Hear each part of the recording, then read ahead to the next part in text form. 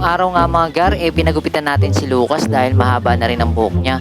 Excited na excited nga siya kasi nga naiirita na rin siya sa buhok niya. Pagkatapos nga pala niya, nagpagupit na rin ako. Semi-kalbo kasi ayoko maging kalbo. Pagtapos nga namin ay bumiyahe na rin kami papuntang mall para igala siya. Kita nyo naman dito gar, talagang bagong laban na naman ang mukha ni Lucas. Sobrang bilis nga ng panahon gar. Dati pagbaba pa lang sa tricycle, nagpapabuhat na agad siya. Yung tipong tatlo pa lang na hakbang niya, so tired na daw agad siya.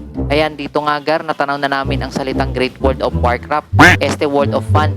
Madami na namang ilaw na kumukutitap kung saan nahuhumaling ang mga bata ngayon. Ibang kumukutitap na kasi pinupuntahan ng mga matatanda ngayon, yung may kasama ng sayawan. Nagsimula na ngang maglaro si Lucas, tinry niya din lahat ng makikita niya. Ubus na naman ang isang katop na sahod, pero okay lang, di naman masakit.